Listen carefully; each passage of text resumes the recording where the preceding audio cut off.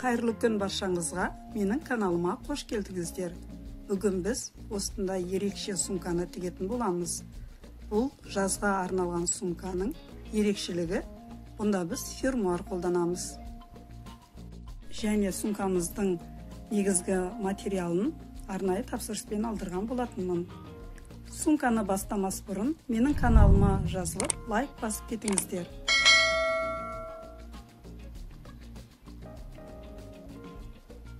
Сумкамыздың лекаласын құрастырып алайық.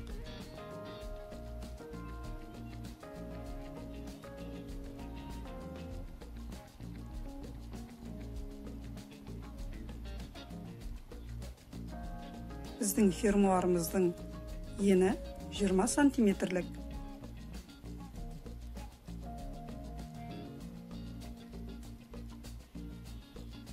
Лекаланы сумканың жарты бойына арнап құрастырамыз.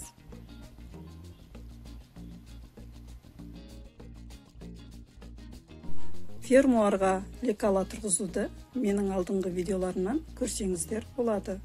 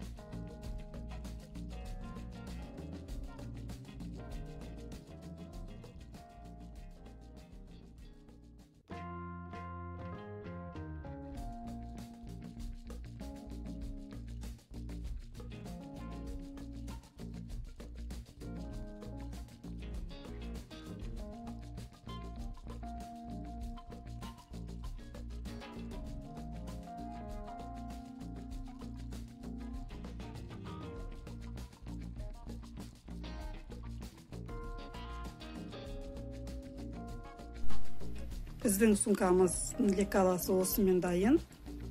Айналдыра жандарына 1 сантиметр тігіске қосымшасын қосып шығамыз.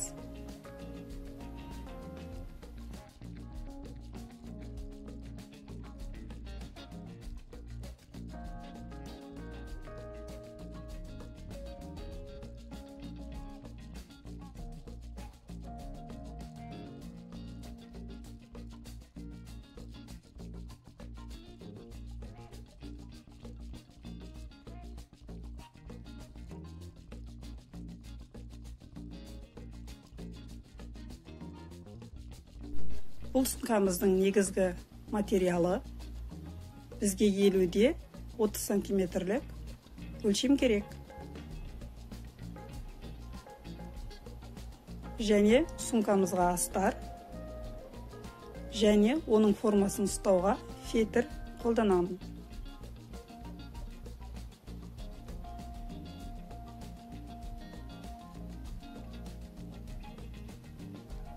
Негізгі материалға фетрімізді жабыстырып аламыз.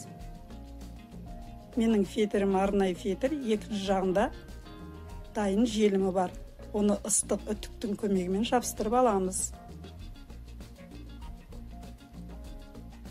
Дайын болған бөлшегімізге лекаламызды орналастырамыз.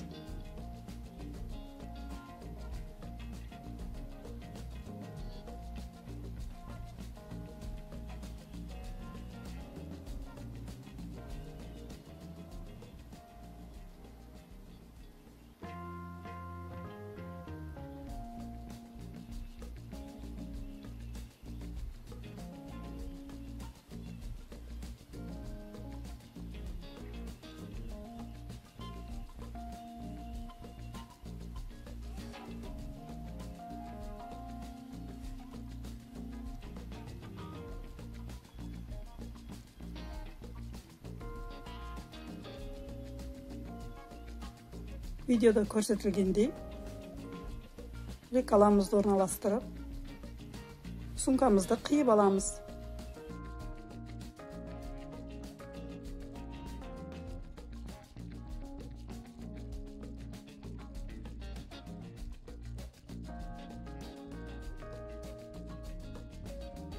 Міне біз негізгі бөлшектерімізді лекала бойынша қиып дайындап алдық.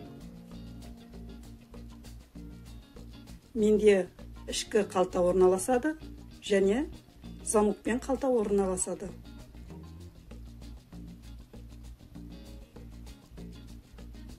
Енді астардың және негізгі бөлшектің екі жанын видеода көрсетілген жерінен тігіп аламыз. Міне екі бөлшекті де тігіп алдық. Қалталардың өңделуін менің алдыңғы видеоларымнан көрсеңіздер болады.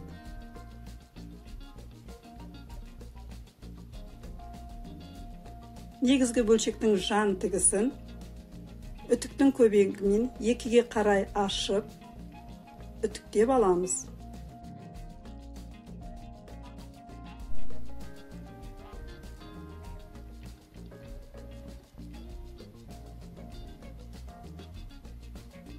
Сумкамыздың астын тігеміз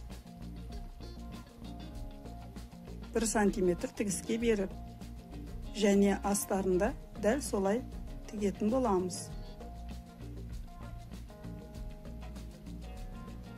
Міне бізде сумканың асты дайын, оң бетіне аударып, астарымызды ішіне салып, өлшеп көреміз. Ендігі кезекте екі жанындағы тігістерін бір-біріне беттестіріп, екі үш жағынан видеода көрсетілгендей кішкене ғана машинканың көмегімен тігіс жүргіземіз. Міне екі жағының тігісін жүргізіп алдық. Мен осы жерде желімді лентаны қолдандым. Бұл лентаның екі жағы да желім болады. Оны осы тіккен жерге жабыстырып, қағазын ашқан кезде екінші жағын осылай басып, ішіндегі астары жылжып кетпейтіндей қылып жабыстырып алдым.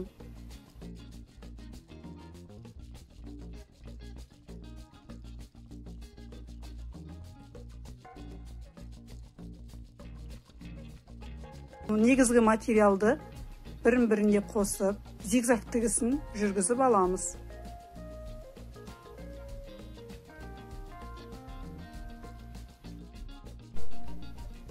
Негізгі материалымыздың ортасын және фермуардың ортасын белгілеп алу керек. Фермуарымызға түстес жібімізді дайындап аламыз. Мен осындай джинсыға арналған қатты жіпті қолданамын. Қолымызбен осылай фермуардың аузын және сумканы бірін-біріне келтіріп алып, ортасынан бастап тігеміз.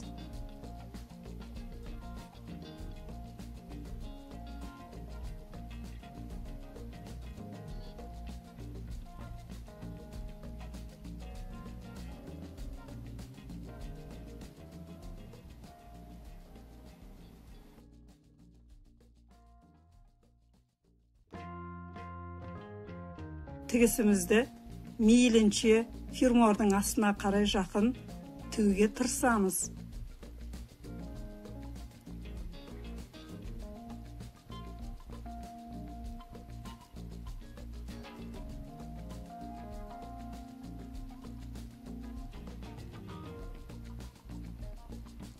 Басында қиындау болғанымен,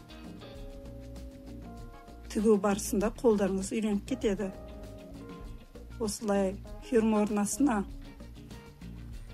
материалды кіргізу үшін осындай отвертканы қолдандым.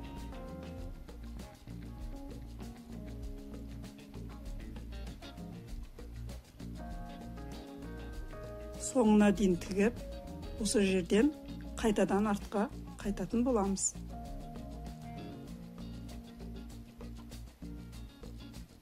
Екінші жағын тігеміз.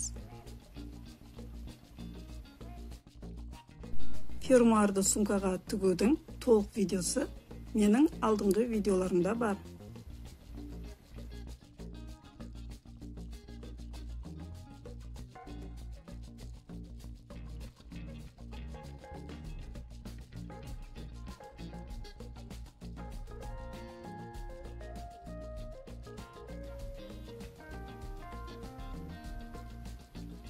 Міне, біздің тігісіміз біркелкі түзу болып шықты. Екінші жағын дәл осылай тігіп аламыз.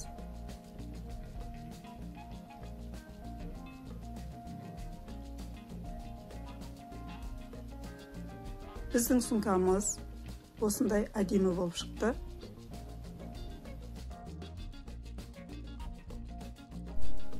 Сумканың ілгіші ретінде мен осындай фермуардың түсімен түстес цепті қолдандым.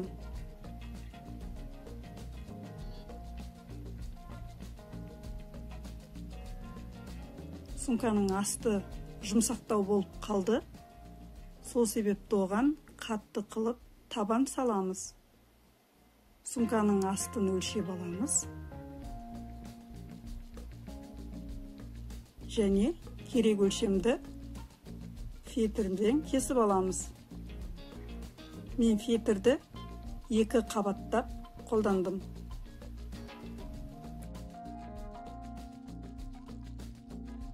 Және сыртын астармен қаттап алдым.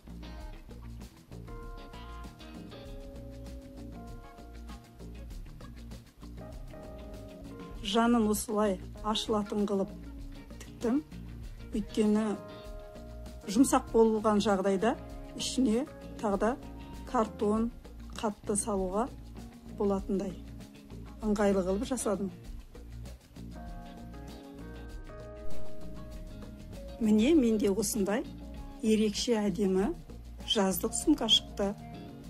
Сіздерге ұнаса, менің каналыма жазылып, лайк басып кетіңіздер. Баршаңызға рахмет.